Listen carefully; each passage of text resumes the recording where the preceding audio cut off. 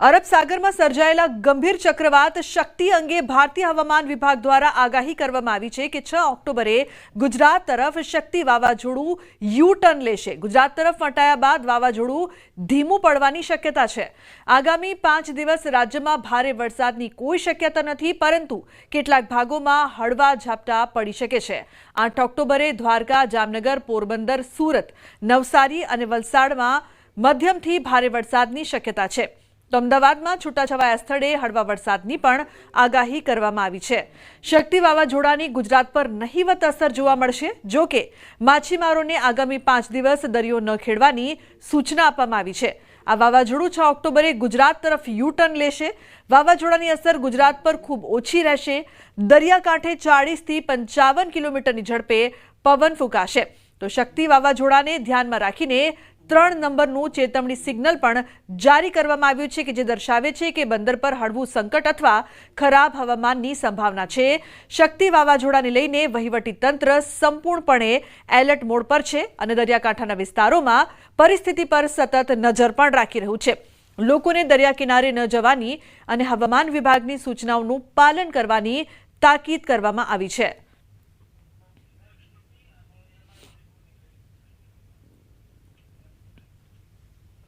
વાવાઝોડાની હાલની સ્થિતિ કેવી છે, ગુજરાત પર કેવી અસર થશે, આ વિશે વધુ માહિતી મેળવીએ અમારા સહયોગી વિભુ પટેલ પાસેથી। જી લુબના, અત્યારે જે વાવાઝોડું છે તેની સ્થિતિ શું છે તેની આપણે વાત કરીશું। જ્યારે પણ બંગાળની ખાડી હોય અથવા તો અરબી સમુદ્ર હોય, આ બંનેમાં જ્યારે પણ સિસ્ટમ સક્રિય થતી હોય છે તેની અસર ગુજરાતના વાતાવરણ ઉપર થતી હોય છે અને ગુજરાતના વાતાવરણ ઉપર વરસાદી માહોલ સાથે જ ભારે પવન અને વરસાદ થતો હોય છે। જો કે અત્યારે એક સિસ્ટમ અરબી સમુદ્રમાં સક્રિય છે અને તેની સ્થિતિ શું છે તે આપણે જાણીશું। આપણી સાથે પાસે છે કે જે વિન્ડી ઉપરથી આપણે આ માધ્યમ ઉપરથી જાણવાનો પ્રયાસ કરીશું કે અત્યારે ગુજરાતમાં સામાન્યથી મધ્યમ વરસાદની સ્થિતિ જોવા મળશે, કારણ કે આ જે દરિયાકાંઠાના જે વિસ્તારો છે ત્યાં અત્યારે વાદળછાયું વાતાવરણ જોવા મળશે, કારણ કે અરબી સમુદ્રમાં એક વાવાઝોડું સક્રિય છે। આ વાવાઝોડું જ્યારે સક્રિય થયું ત્યારે એ પહેલાં આપણે નવરાત્રિ હતી ને નવરાત્રિમાં અહીં એક ડિપ્રેશન બન્યું હતું। આ ડિપ્રેશન બનતાની સાથે જ અરબી સમુદ્રમાં આ ડિપ્રેશન આવ્યું અને તેના કારણે તેમાં ભેજનું પ્રમાણ વધી ગયું, સાથે જ તાપમાન જોઈએ એટલે કે 26 ડિગ્રીથી જ્યારે તાપમાન વધી જતું હોય છે ત્યારે અરબી સમુદ્ર હોય કે બંગાળની ખાડીમાં હોય તેમાં સાયક્લોન સક્રિય થતું હોય છે અને આ સાયક્લોન સક્રિય થતાની સાથે જ અત્યારે ઓમાન તરફ જઈ રહ્યું છે અને અત્યારે અહીં આ વાવાઝોડું આખું સક્રિય છે। પરંતુ જે કહી શકાય કે દ્વારકાથી 720 કિલોમીટર અને નલિયાથી પણ 720 કિલોમીટર આ વાવાઝોડું દૂર છે, કેન્દ્રિત છે અને તે હવે આવતીકાલે એટલે કે 24 કલાકમાં આ વાવાઝોડું છે તે ગુજરાત તરફ ફરી યુ ટર્ન લેશે તેવું અત્યારે ટ્રેક છે તે બતાવી રહ્યો છે। કારણ કે જે ટ્રેક બતાવશે અને ત્યારબાદ ફરી એક વખત આ ગુજરાત તરફનો જે ટ્રેક રહેશે તો એ વાવાઝોડું નબળું પડી જશે, કારણ કે આ યુ ટર્ન લેશે ને એટલે એની ગતિ છે થોડી સ્લો થઈ જશે। અત્યારે 135 કિલોમીટરની ઝડપે પવન ફૂંકાઈ રહ્યો છે, પરંતુ 80 થી 90 કિલોમીટરની ઝડપે પવન થઈ જશે, નબળું પડી જશે। પરંતુ અત્યારે સિવિયર સાયક્લોન છે અને સિવિયર સાયક્લોનમાંથી સાયક્લોન ફોર્મમાં આવશે, પરંતુ જ્યારે ડિપ્રેશન બને ત્યારબાદ ડીપ ડિપ્રેશન બન્યું, ત્યારબાદ સાયક્લોન બન્યું અને ત્યારબાદ આ સિવિયર સાયક્લોન બન્યું, એટલે ફરી હવે એ સાયક્લોનના ફોર્મમાં આવશે, ત્યારબાદ ડીપ ડિપ્રેશન બનશે, ત્યારબાદ ડિપ્રેશન બનશે, ત્યારબાદ લો પ્રેશર બનશે અને ત્યારબાદ અપર એર સાયક્લોનિક સર્ક્યુલેશન બનશે। પરંતુ પહેલાં પણ કહ્યું છે કે જ્યારે બંગાળની ખાડી હોય કે અરબી સમુદ્ર હોય, કોઈ પણ સિસ્ટમ બનતી હોય છે તો એને ગુજરાતના વાતાવરણ ઉપર અસર જોવા મળતી હોય છે અને તેના કારણે ગુજરાતના વરસાદ થતો હોય છે, વરસાદી માહોલ પણ રહેતો હોય છે। ફરી એક વખતના આ દ્રશ્યો છે કે જે આપને બતાવવા માંગીશ કે અત્યારે જે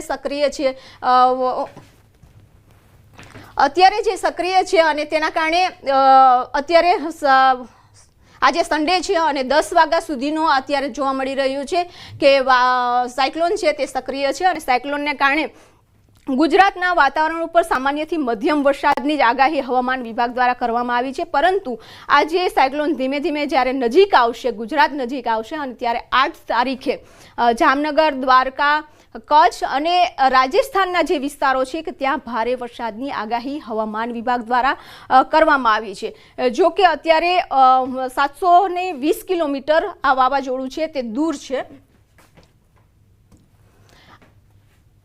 અત્યારે આ વાવાઝોડું જે અહીંયા સક્રિય છે એ ઓમાન તરફ જઈ રહ્યું છે અને તેના કારણે જ જે માછીમારો છે એને દરિયો ન ખેડવા માટે સૂચનાઓ આપી દેવામાં આવી છે. તે સાથે જ જે ગુજરાત છે કે ગુજરાતના આ પોર્ટ વિસ્તાર છે અને પોર્ટમાં પણ 3 નંબરનું સિગ્નલ લગાવી દેવામાં આવ્યું છે, કારણ કે જહાજો છે તે ઓમાન તરફ જતા હોય છે અને ત્યાં વચ્ચે સાયક્લોન સક્રિય છે, પવનની ગતિ ખૂબ તેજ છે અને તેના કારણે અત્યારે માછીમારોને ન જવા માટે પણ સૂચનાઓ છે તે આપવામાં આવી છે. ફરી આ જે સાયક્લોન સક્રિય થશે એટલે કે ધીમે ધીમે ગુજરાત તરફ આવશે અને અત્યારે આપણે સ્થિતિ જોઈએ છે કે ગુજરાતમાં નવરાત્રી દરમિયાન પણ વરસાદ થયો અને તેના કારણે ખૂબ જ મોટું નુકસાન છે તે જોવા મળી રહ્યું છે.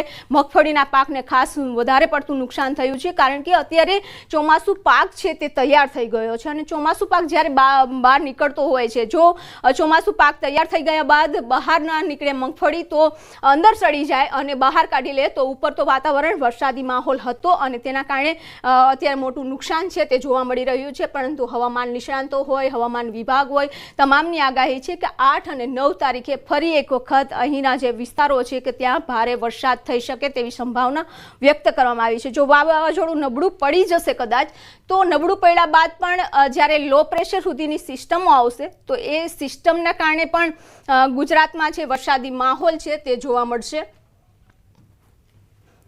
ફરી અત્યારે આ જામનગરનો વિસ્તાર છે, દ્વારકા છે, કચ્છ છે, કારણ કે કચ્છમાં પણ અસર થવાની છે અને આ જે સારે સિસ્ટમ સક્રિય થઈ છે અને એ સિસ્ટમના કારણે જ્યારે અહીંથી અત્યાર જે ચોમાસું હતું એ ચોમાસાએ વિદાય લેવાની શરૂઆત થઈ ગઈ હતી, પરંતુ આ ચોમાસાને અત્યારે વિદાયની જે લાઈન છે તેને બ્રેક લાગી ગઈ છે, કારણ કે સિસ્ટમ સક્રિય છે અને એ સિસ્ટમ જ્યારે રિમૂવ થશે ત્યારબાદ નબળી પડશે, ત્યારબાદ ફરી એક વખત ચોમાસાની વિદાય લેવાની શરૂઆત થશે.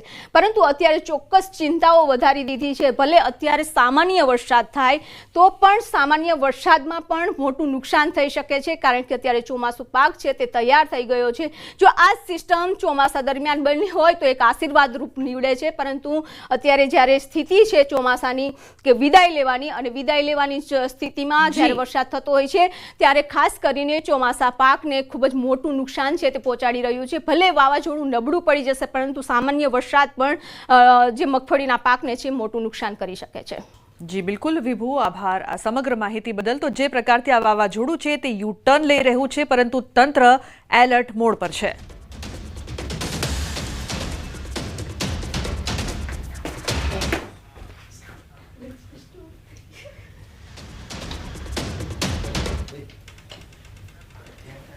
તો પોરબંદરમાં વાવાઝોડાને લઈને એલર્ટ આપવામાં આવ્યું છે. પોરબંદરના દરિયામાં કરંટ જોવા મળી રહ્યો છે. માછીમારોને દરિયો ન ખેડવાની પણ સૂચના આપવામાં આવી છે. બંદર પર 3 નંબરનું સિગ્નલ લગાવવામાં આવ્યું છે.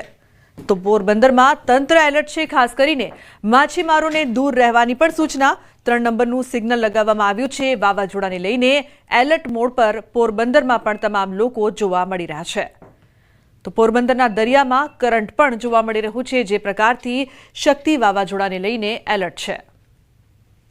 શક્તિ નામનું વાવાઝોડું જે અરબી સમુદ્રમાં હાલ જે કહી શકાય કે સક્રિય છે, તે વાવાઝોડું જે ગતિએ આગળ અત્યારે હાલમાં તો કહી શકાય કે ઓમાન અને જે ગલ્ફ તરફ જે જતું જોવા મળે છે, પરંતુ ક્યાંક ને ક્યાંક આ જે વાવાઝોડું છે તે ફરી સૌરાષ્ટ્રના જે દરિયાકાંઠાના વિસ્તાર છે તે તરફ પણ તેની અસર ક્યાંક ને ક્યાંક જોવા મળે અને પવન અને વરસાદની પણ જે રીતે હવામાન વિભાગ દ્વારા આગાહી કરવામાં આવી છે તેને લઈને પોરબંદરની વાત કરીએ તો પોરબંદરની જે આપ જોઈ શકો છો કે દરિયો જે છે તે પોરબંદરના દરિયામાં જે કરંટ છે તે કરંટ જોવા મળી રહ્યો છે.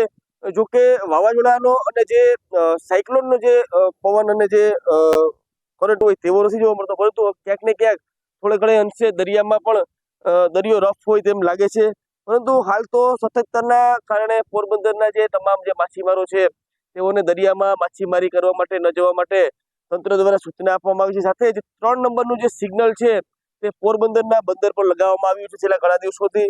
એટલે હાલ તો જિલ્લા વહીવટી તંત્ર જે છે તે આ જે હવામાન વિભાગની આગાહી છે તેને લઈને જે તકેદારીના પગલાં છે તે લઈ રહ્યું છે અને ખાસ કરીને જે હવામાનનું જે બુલેટિન જે છે, હવામાન વિભાગની જે સમગ્ર જે જાણકારી જે છે, સૂચનાઓ છે, તેના તરફ જે સમગ્ર ધ્યાન છે તે કેન્દ્રિત કરી રહ્યું છે. પ્રતિશ સિલુ, ન્યૂઝ 18 ગુજરાતી, પોરબંદર. દ્વારકાના દરિયા